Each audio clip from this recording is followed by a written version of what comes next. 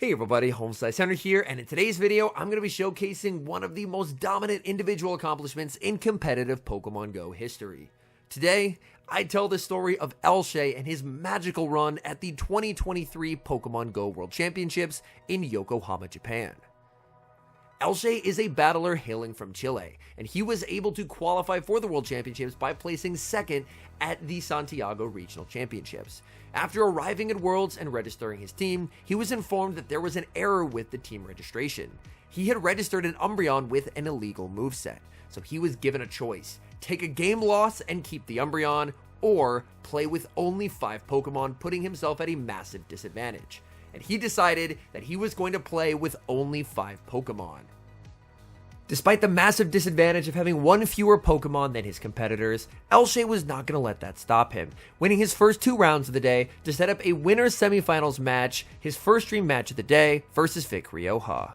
Elshe's team consists of Azumarill, Noctowl, Lantern, Medicham, Galarian Stunfisk, and no 6th Pokemon.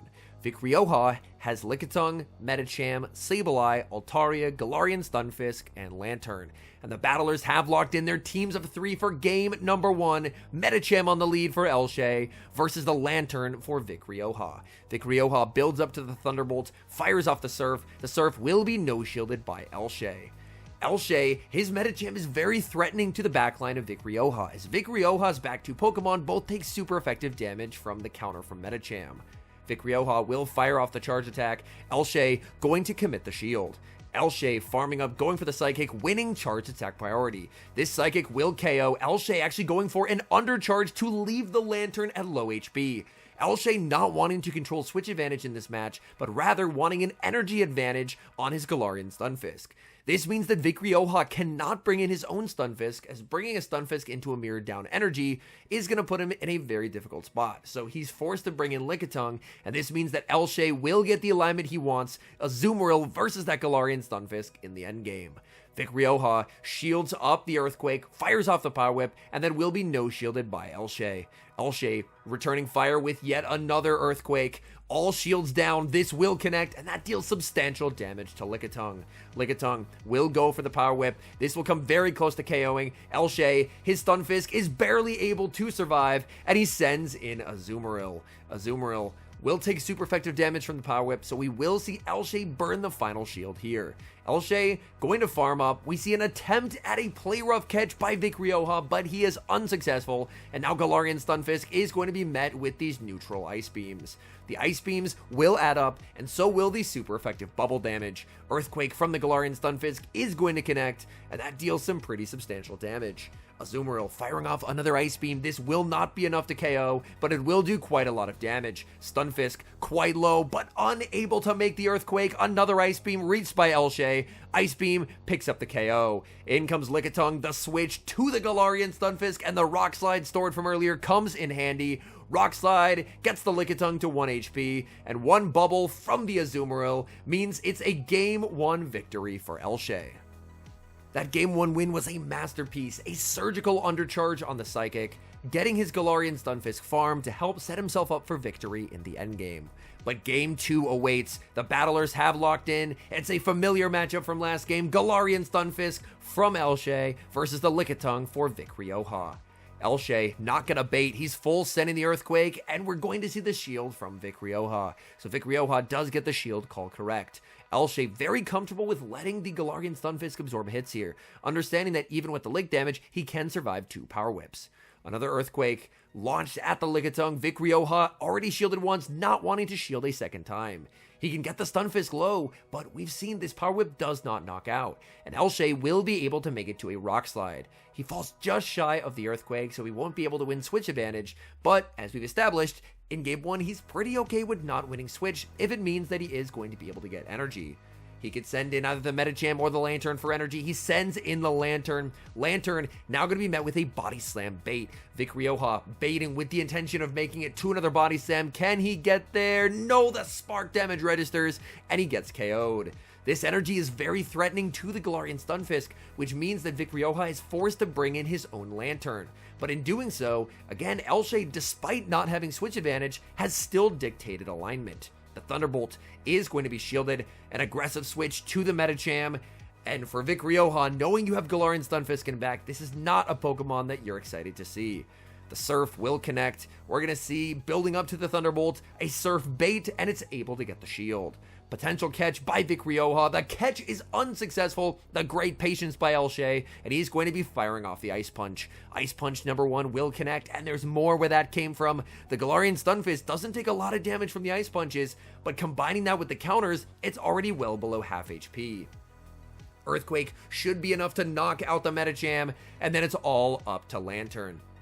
Lantern will make the Surf before the Earthquake, so Vic Roha is just going to settle for the Rock Slide. The Rock Slide will put it in Thunderbolt range for later. We know Vic Roha's Lantern does have some stored energy. The Overfarm by Elshe. Surf picks up the KO. It's going to be a race. It'll be Charge Attack priority. Elshe with the higher attack Lantern, winning Charge Attack priority. Thunderbolt KOs Vic Roha's Lantern, and Elshe with the 2-0 victory. Only having 5 Pokemon to his opponent's 6, now advances to the next round, and there's a formidable opponent awaiting him in Anat Quin. Anat Quin is no stranger to the big stage, someone who has frequently made top cut at European regionals. He's a terrific battler hailing from the Netherlands, and he's running a team consisting of Lantern, Dunsparce, Medicham, Shadow Venusaur, Galarian Stunfisk, and the ever-scary Shadow Charizard. With the 2 Shadow Pokemon, Anat Quin has an ability to inflict massive damage across Elshe's team, so Elshe will have to manage his energy and his shields very carefully if he wants to survive this matchup. The battlers are set for game number 1. It's Azumarill on the lead for Elshe versus Medicham for Anat Quin. Medicham, even though its counters are resisted, can apply significant pressure with Psychic. Psychic is the coverage move of choice for Medicham. It will connect, and we're going to see a catch by Anat Quin as he's able to catch the Play Rough onto his Galarian Stunfisk, where it will be resisted. However, the Galarian Stunfisk is swiftly answered with the Medicham, and Medicham, these counters are absolutely shredding through its HP. Earthquake will be no-shielded by Elshe. Elshe will have to fire off energy here. Elshe will go for the Ice Punch, and Anat Quin chooses to let this through. The Ice Punch will pick up the KO. He's going to bring in his own Medicham, and Elshe will fire off the Psychic. Psychic would do less than a super effective Play Rough, so Anat Quin is happy to let this through. Anat Quin choosing to farm up, close to Ice Punch range, but not quite, so he will go for the Psychic to pick up the knockout. There's still the Shadow Venusaur in the back, and Shadow Venusaur is incredibly scary up energy. Elshe able to grab the first shield from the Venusaur, and now it's time for Galarian Stunfisk. Stunfisk is going to be taking massive neutral damage from Frenzy Plant, so we will see the first shield used. The Frenzy Plant, there's more where that came from, and Anat Quin makes it to another Frenzy Plant, but chooses to overfarm and commits the shield, getting the shield call right on the Earthquake. Another Frenzy Plant fired by the Venusaur, only 1 shield left for Elshe. He lets it go. Stunfisk barely hanging on. Another Frenzy Plant is reached, and things are getting difficult for Elshe. Elshe is going to commit the shield to switch to the Medicham, and he's going for an undercharge on this caught Earthquake. The Earthquake, the undercharge, the switch to the Azumarill. Can Azumarill make it to the Ice Beam? These Vine Whips are super effective, but they do not KO. The undercharge by Elshe, the perfect play. Ice Beam knocks out the Venusaur, and he takes a 1-0 advantage in this best-of-3 series. The leads are set for Game 2, and this was one of the trickiest matchups of the entire format. Galarian Stunfisk for Shadow Charizard. Rock Slide can one-hit KO, Blast Burn can one-hit KO, Charizard can win the 2s, but only with a double Dragon Claw bait. And Anat Quin will go for the bait. Elshe thinks about it, no shields, and calls the bait. If that was a Blast Burn, he would have instantly been KO'd, but Anat Quin fights right back with a beautiful catch of the Rock Slide onto Medicham. Medicham answered with the Knockdowl, and this is the goal of the Medicham safe switch. Bait out the Knockdowl to free up the Shadow Venusaur in the back. The Ice Punch will be no-shielded. Knockdown building up to the back-to-back Sky Attacks, and this is a problem for Anat Quin. He's forced to let that through. He can't bring the Grass type into the normal Flying type of Knockdown, so instead he's forced to bring back in the Charizard. Charizard goes for the Dragon Claw, winning Charge Attack priority. For Elshe, this is honestly worthwhile. You want to try and get the shields away. If you can get the shields away, then the glassiness of that Shadow Charizard will become a liability. In comes the Stunfisk, and Anat Quin not baiting this time, and Elshe getting every shield call right, shielding up the Blast Burn. An attempted catch onto the Venusaur. It's unsuccessful, and Elshe will now get to fire off the Earthquake. Earthquake is going to connect to the Venusaur. Elshe stops tapping. He wants to try and get farm on the Medicham, but Anat Quin does not throw his move, and Anat Quin is now one short of the back-to-back. Elshe will be able to send in the Medicham, but he's only going to get one counter here, and this is a problem, because this means that the Charizard can outpace him, and Blast Burn can KO. Elshe farming up, the catch onto the Noctowl, and with that sacrificial swap, that's going to be a win for Elshe, as Medicham goes for the Psychic. He only has 5 Pokemon compared to his opponent's 6, and it will not stop him in dominant fashion. Elshe defeats Anat Quin and advances to the next round of the World Championships. Up next, the top 8 of these World Championships, the winners' semifinals. His opponent, Chotto from the United States of America. Chotto has a team with Azumarill, Medicham, Lantern, Altaria, Umbreon, and Shadow Alolan Sandslash. The leads are set for game number 1. It's Elshe leading his Medicham into the Lantern for Chotto. Both trainers do have their Azumarills in the back. Elshe does have his Galarian Stunfisk in the back, whereas Chotto has the Medicham. And this is a problem for Elshe, as this does mean that no matter what, his Galarian Stunfisk is going to be stuck in a type disadvantage matchup. Chotto is going to build up to the Thunderbolt and bait with the Surf. Elshe is going to commit the shield on the Surf, as it would still come very close to KOing and fire off the Psychic. The Psychic will be shielded up by Chotto. Chotto will now have an opportunity to overfarm quite substantially. He will go for the Surf, and Elshe is going to let this through. Elshe can bring in the Stunfisk, but if he does, we are going to see the pivot here by Chotto. Chotto has 2 counter to the Galarian Stunfisk in the back, so he has no reason to stay in that bad matchup. So instead, he pivots into the Medicham, and Medicham will be answered with the Azumarill. Azumarill able to hit for massive super effective damage with a Play Rough, but Medicham is so bulky that it can actually withstand that damage. Medicham farming up, going for the Psychic. Elshe is going to no shield. Psychic will not quite be enough to KO. Azumarill does get debuffed. It's very low on HP, and he will fire off the Ice Beam. The Ice Beam is going to be able to knock out the Medicham. In comes the Lantern. Lantern is going to be able to fire off the Surf. The Surf will deal substantial damage to the Galarian Stunfisk. In comes Azumarill, and unfortunately for the Galarian Stunfisk, it's just running out of health at this point. Stunfisk connects with the Earthquake. That does nice damage to the Azumarill, but Azumarill can survive 2 Earthquakes, which means that Chotto is going to be able to take this game number 1. Azumarill just continues to farm. Another Earthquake fired off by Elshe, doing what he can to try and remove Azumarill from the field of play, but he just does not have enough energy. Ice Beam reached by Azumarill, and Chotto is going to be able to bubble down Elshe's Azu and take the 1-0 lead. This is a best of 3, however, and game 2 is a much better lead. Azumarill into Altaria. Chotto save switches into the Medicham. Elshe is going to stay in and choose to fire off an Ice Beam. The Ice Beam will be no shielded. Elshe now going to send in his own Medicham, so now we are locked in the mirror.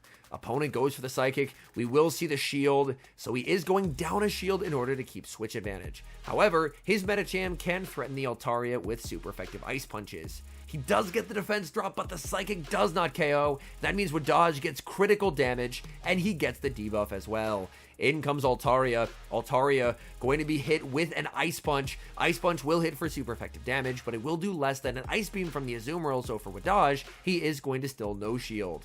He's just looking to try and sweep with his Lantern. We're going to have a battle of Lantern here shortly. Elshe sends in the Azumarill, and it's a battle of Lantern, but Chotto is up energy and up a shield, which means Elshe is in trouble. Elshe will commit the shield on the Thunderbolt, and he's returning fire with a Thunderbolt of his own. Chotto is looking to double shield in this matchup, smelling blood in the water here, understanding that Elshe is in a perilous position.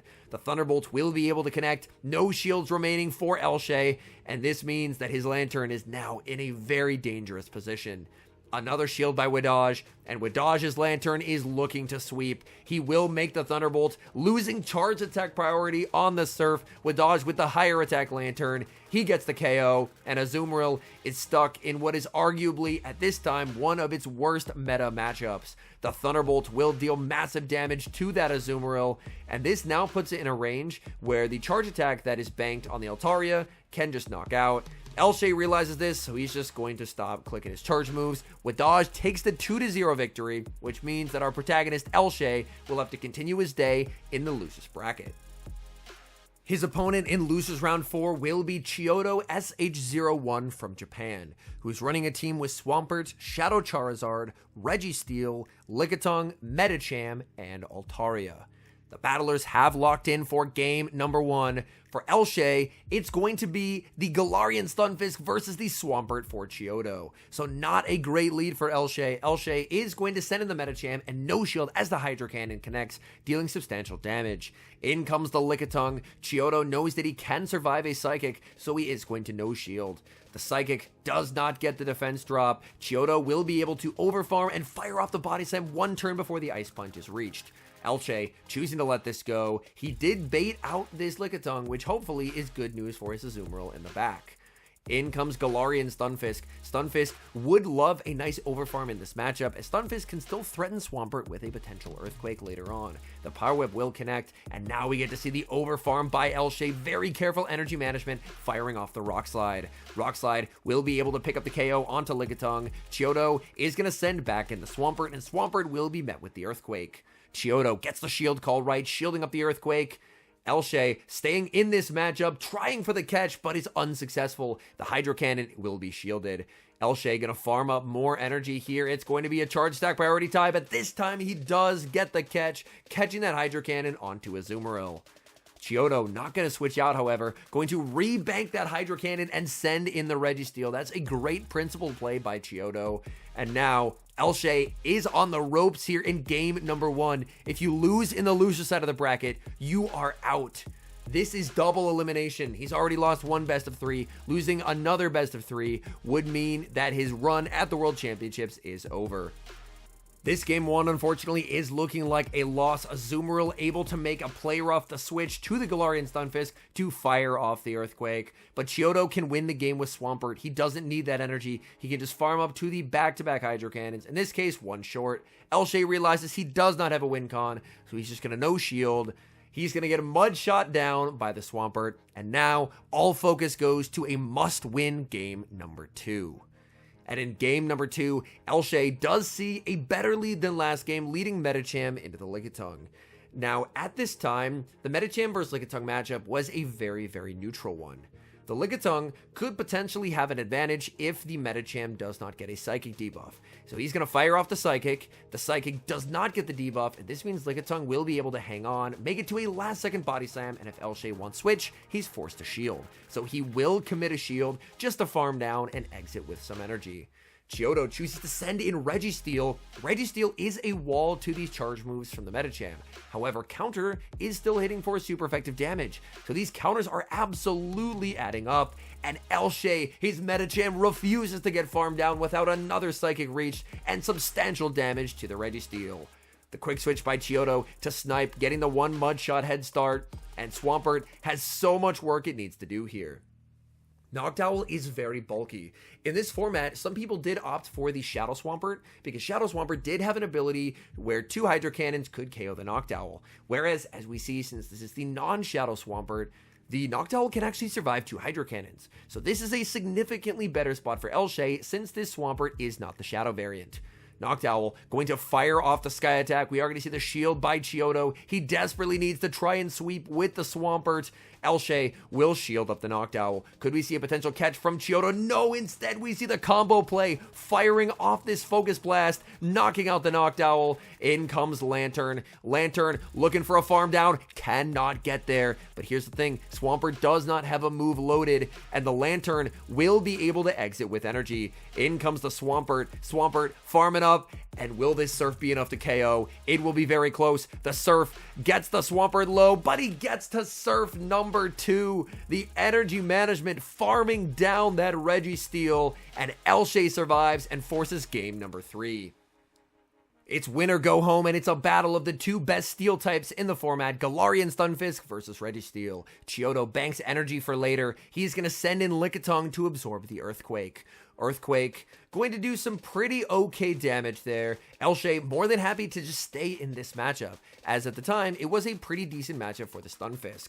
The Earthquake is going to connect. Chotto massively overfarming, going for a Power Whip, but this is non-threatening, so Galarian Stunfisk is going to no-shield. Galarian Stunfisk overfarming, the perfect counting there by Elshe, firing off this Rock Slide one turn before the Power Whip is reached.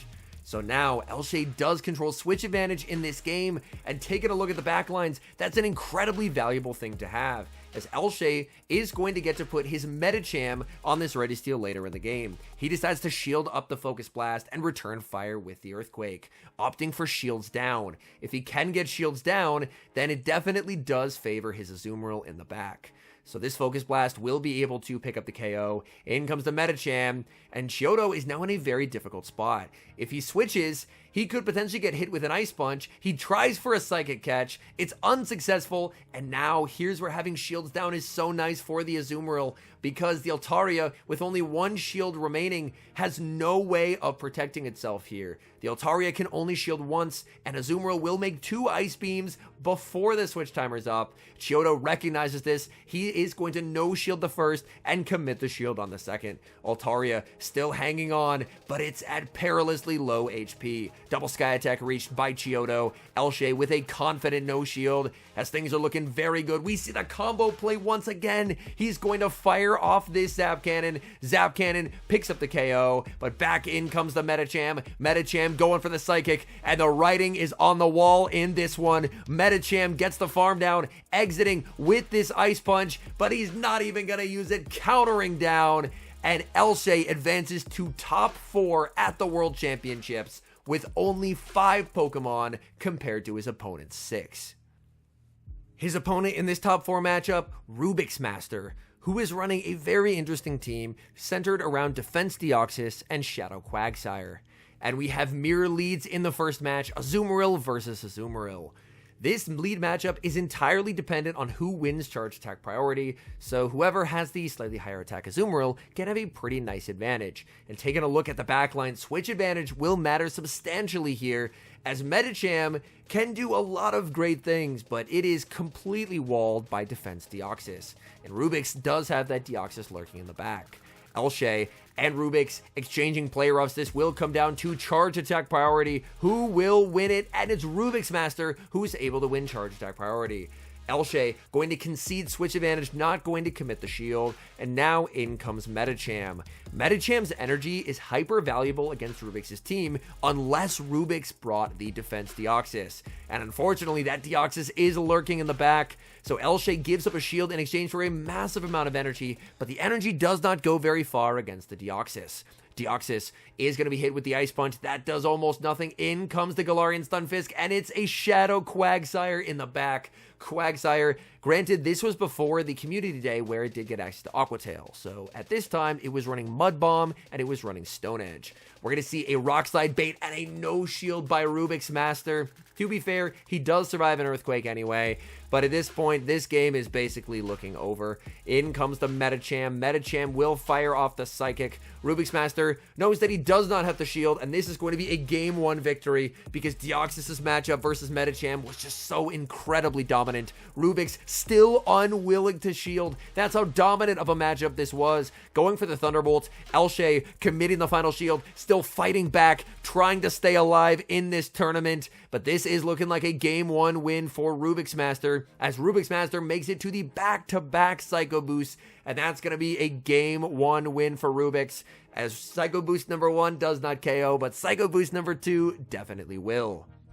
It's win or go home, his tournament life on the line, and it's a devastating lead for Elshe as he leads Lantern into Shadow Quagsire. And the Medicham save switch, so deadly against so many other teams, gets completely walled once again by the Deoxys. Elshe making the read that Rubik's would potentially leave that Deoxys on the bench, but here it is. And this is going to spell massive trouble for Elshe. Elshe can fire off Ice Punch after Ice Punch, but this is the exact reason why Rubik's chose to bring Deoxys. Deoxys so effective at shutting down Medicham's energy. The Thunderbolt connects. We're going to see the Ice Punch reached by Elshe. Elshe not hitting all the bubbles, going for an undercharge because he's going to try and get an energy advantage with the Lantern. Lantern looking for the farm down. Deoxys unable to make the Thunderbolt, just going to settle for the Psycho Boost, but even the Psycho Boost will do some solid damage. Lantern is going to get the farm down. In comes the Shadow Quagsire. Quagsire to be met with the Surf. The Surf will be no-shielded. Quagsire can survive too. He's farming up, tries for the catch, and gets the catch onto the Azumarill as the Mud Bomb is thrown. Hoping that the Azumarill can sweep, but there's bad news awaiting it in the back as Rubik brings out his own Azumarill. And we know that Rubik is able to win charge attack priority in the mirror, and he already has a health advantage. So this is looking dire for Elshe. The Azumarills exchange Play Rough after Play Rough, but Elshe just running out of HP on all of his Pokemon. He has 2 shields remaining, but where do you want to shield? He goes for the Play Rough. Rubik does not have to shield. He is going to start shielding here, protecting the Azumarill. The Switch Clock is up for Elshe. He's just going to farm up energy with the Azumarill, the switch into the Lantern, and fire off the Surf. The Surf will be shielded up by Rubik. Rubik going to send in the Shadow Quagsire, and Quagsire's energy advantage is just massive. Going to fire off the Mud Bomb that picks up the KO. In comes the Azumarill. Azumarill going for the Ice Beam, but Rubik knows that he will be able to shield and make it to another Mud Bomb. This Mud Bomb will be no-shielded. Elshe realizes he no longer has a win con. And this marks the end of Elshe's incredible run at the Pokemon Go World Championships 2023 in Yokohama, Japan. Looking back on it, honestly, it's a staggering accomplishment. Having one of the biggest obstacles a battler can have, having one of your Pokemon disallowed, and still consistently making dazzling plays, dazzling catches, incredible undercharges, climbing through the most stacked field ever assembled in competitive Pokemon Go history to place number 4. Thank you guys so much for watching. If you're watching this video on the day that it releases, then I'm actually currently on my honeymoon with my wife in Hawaii.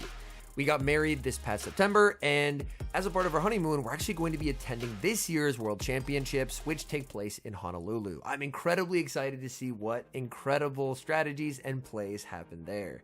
Thank you guys so much for watching, and a special thank you to our members here on YouTube. The support guys provide is sincerely appreciated. So thank you guys oh so very much, and until next time, I've been HomeSliceHenry.